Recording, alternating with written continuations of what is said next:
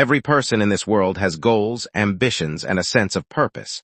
People work hard to build careers, earn money, start businesses, and secure a better life.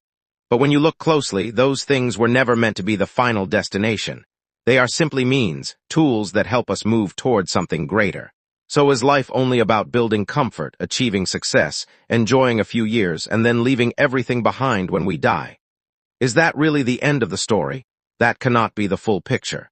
There has to be a deeper reason for our existence. From an Islamic perspective, life itself is a test. We are placed in this world for a short time and tested in different ways to see how we respond. One of the wisdoms behind this test is that we do not see Allah with our physical eyes. Yet we are still required to believe in Him, obey Him, and remain faithful to Him through what He has revealed. Allah makes this reality clear when He says, "He who created death and life to test you as to which of you is best indeed, and He is the exalted in might, the forgiving." Surah Al-Mulk 67:2, life and death are not random events, they are part of a deliberate test. Even the mention of death first serves as a reminder of how temporary this world is, helping us not to become too attached to it and instead prepare for what comes after it.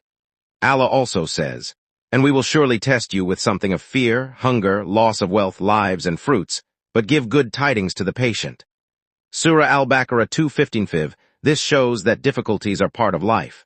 Fear, loss, hardship, and suffering are not outside the plan, they are part of the test.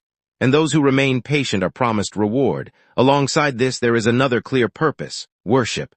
Allah says, "And I did not create the jinn and mankind except to worship me." Surah Ad-Dariyat 51:56. This is the core reason for our existence. Worship here is not limited to rituals only. It includes living in obedience to Allah, acknowledging Him, and aligning our lives with His guidance. Human beings were given free will, unlike angels, which means we are responsible for the choices we make and how we live this life. Even the means we chase, wealth, work, success, are part of this system. They are not the purpose themselves, but tools that can either help us fulfill our purpose or distract us from it. And the Prophet Muhammad, peace be upon him, reminded us of the reality of this world when he said, "Three things follow the deceased to the grave: his family, his wealth, and his deeds. Two return and one remains with him, his deeds." In the end, everything we once owned or cared for in this world stays behind. Only our actions remain. So life should not be about chasing the world as an end in itself.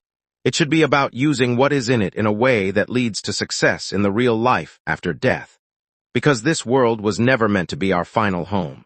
It is a temporary stage, and we were created for something beyond it, an eternal return to Allah and, by His mercy, the hope of paradise. And when we leave this world, we take nothing with us except what we have done.